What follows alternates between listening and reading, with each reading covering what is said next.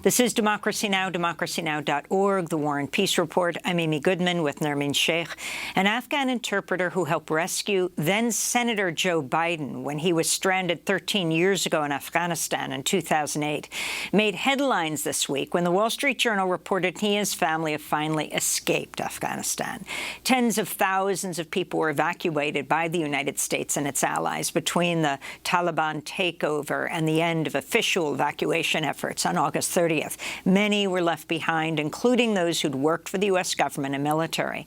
A day after the U.S. evacuations ended, Aman Khalili, who worked as an interpreter with the U.S. Army, made a public plea to Biden in the Wall Street Journal. "Save me and my family," he said. Just before we went to air today, Khalili described to Democracy Now! His journey out of the country with his family. So this is Aman Khalili. Khalili, I am talking with you from Doha, Qatar, and we start our travel from Afghanistan. It took us 144 hours driving non-stop to reach in Islamabad. There was a guy contacted me in the city of Kabul, and he drove me from my house to a safe house. I was in the safe house for 15 days. Then after 15 days, he called me, "Please be ready, we are going to move you up to north of Afghanistan." So we come back from north by another team to Helmand province. We start our travel from Helmand to the border of Pakistan. We had a point of contact there. We reached into the house. There was a desert. There was no bushes, no human, no animals. It was a sand.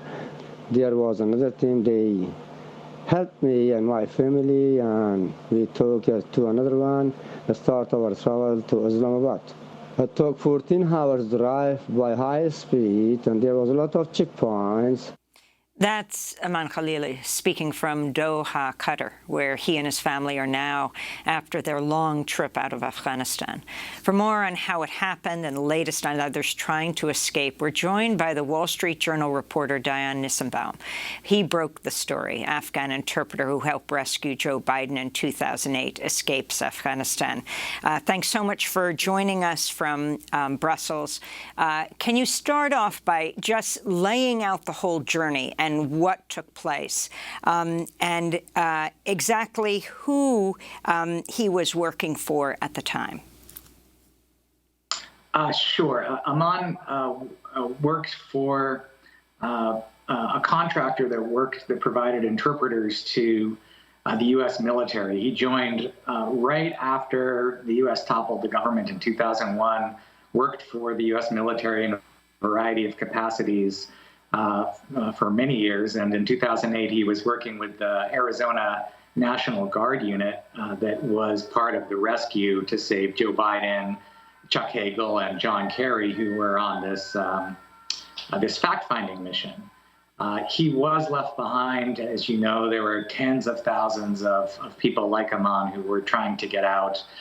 This Army National Guard unit contacted me in the waning days of the evacuation and said, "Aman's being left behind." He was part of this special mission, and he made that emotional appeal to the president, which in fact led to the officials in the White House and Jen Psaki, the White House spokesperson, saying, "We will get you out. We will honor your commitment." But in fact, the U.S. government was fairly limited in its ability to get him out after they withdrew their forces, and so the effort to get him out fell to this mishmash of private groups that have been working in the past few weeks to get people like Aman out. And so everybody from Eric Prince, the founder of Blackwater, the notorious founder of Blackwater, whom you know well, Glenn Beck, the conservative commentator who was flying Christians out and other at-risk people, They both stepped up. They tried to help. Eric Prince offered to carry out a clandestine evacuation to get him out of the country, to fly him out. Glenn Beck worked for a couple of weeks to try and get him on a charter. But the problem was that the Taliban weren't allowing people out, Afghans out that didn't have passports, and most of Aman's family didn't have that. So eventually, Aman and the Arizona National Guard folks that were helping him turned to an Afghan-American interpreter who also worked in the military, who has been quietly getting people out across the border by land through these routes through Helmand, and it was a very risky effort. It took many days. It took weeks for them to work out this effort, and what it shows is how difficult it is for people like Aman, who have the White House at their back, to get out right now when the Taliban are posing so many restrictions. You mentioned Blackwater. Can you go back to 2008 when then Senator Joe Biden was saved when his helicopter went down in that snowstorm with John Kerry, and who it was who was guarding him, the significance of that moment right after Nisour Square, the deadly assault by Blackwater in Iraq, of course, in another country, where they opened fire and gunned down so many people in an intersection in Iraq.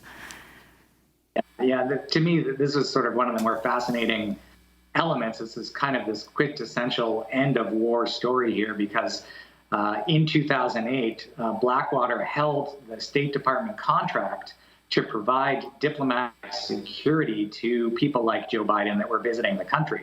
So in 2008, Blackwater was providing personal protection for these three senators as they were on this fact-finding mission and on these two helicopters. And they were flying back to Bagram Air Base from another base in eastern Afghanistan.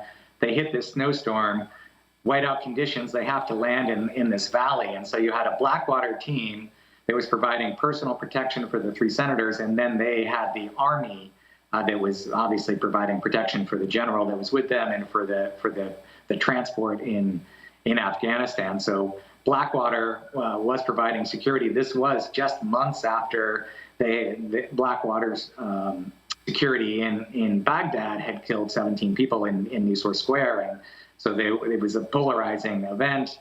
I just thought it fascinating. I don't even think that the senators at the time knew that Blackwater was providing them security, but there they were, and Eric Prince was, boasting about saving Joe Biden in his biography, and then when the withdrawal was happening, and then he popped up again to try and offer to save them again.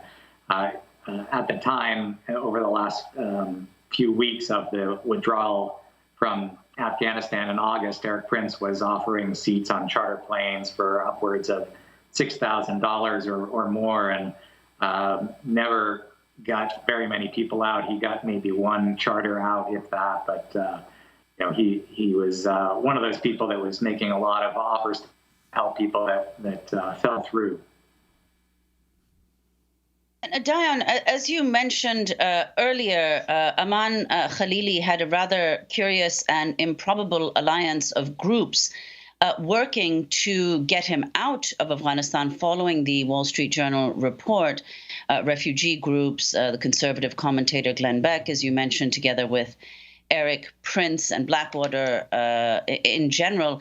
Could you explain why you think that his case generated such widespread interest among these groups that wouldn't necessarily be aligned, in particular refugee groups and other humanitarian organizations that were working also for him to escape, and the fact that there's such a large number of people, tens of thousands, as you document in your own coverage, who are waiting to leave Afghanistan, who are also at grave danger and, needless to say, do not have the support of these groups. Yeah.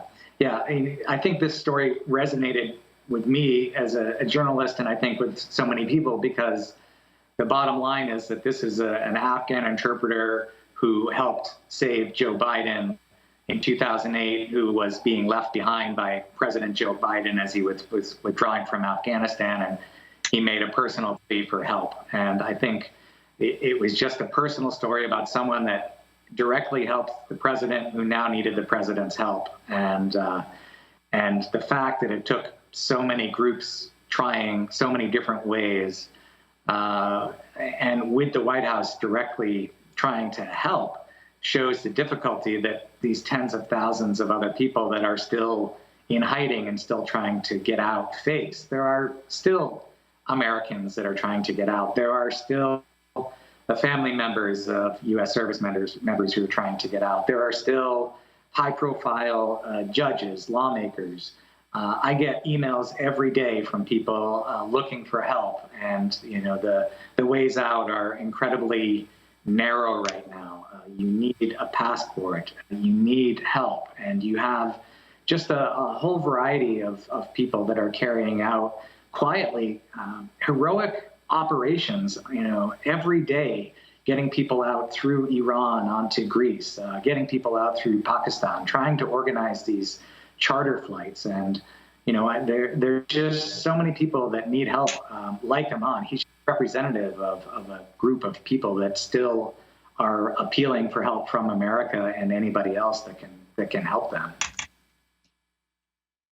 I was wondering if you could comment on The Intercept, which recently published a piece titled "The CIA's Afghan Proxies Accused of War Crimes Will Get a Fresh Start in the U.S." Andrew Quilty and Matthew Cole write, quote, "The CIA prioritized the evacuation of 0-unit members from Afghanistan, flying out as many as 7,000 of the former commandos and their relatives, even as thousands of vulnerable former U.S. government and military employees, human rights activists, and aid workers were left behind.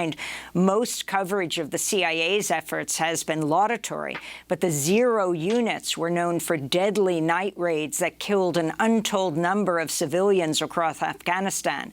The Intercept documented 10 raids conducted by in Wardak province, southwest of Kabul, in which at least 51 civilians, including children, were killed, many at close range in execution-style assaults." Your response, Dion?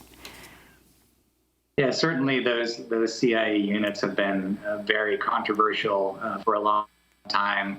The intelligence agencies were running their own efforts. During the last weeks of the withdrawal, I didn't have much visibility on what they were doing, for sure. And the withdrawal was incredibly chaotic.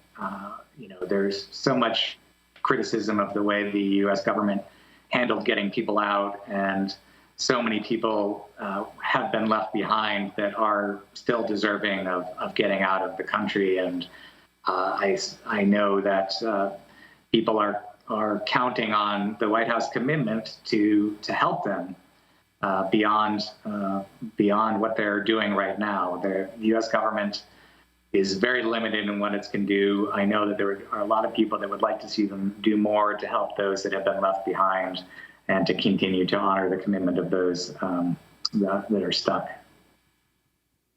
And Dion, before we conclude, I'd like to ask about what the present political and humanitarian situation in Afghanistan is. Just last week, on Friday, there was an attack on a Shiite mosque in which several people were killed. The Islamic State claimed responsibility, and the Taliban has blamed the U.S. For the increasing presence of the Islamic State in Afghanistan. If you could comment on that, and also on the humanitarian crisis in the country. The UN has estimated 1 million children now are at the risk of starvation. Yeah, it's a difficult situation right now. I think the world is still trying to figure out when and how to directly interact with the Taliban government. The UN continues to provide support. There are so many uncertainties right now. People are watching the Taliban closely for how they are dealing with the economic situation, with treatment of women, with treatment of people that worked for the previous government and worked for the U.S. These are essentially all unanswered questions. As you all know, the world often turns the page quickly, to other crises as they pop up, and Afghanistan is one of these places that pops up for a while and then is forgotten, and people there still need much help.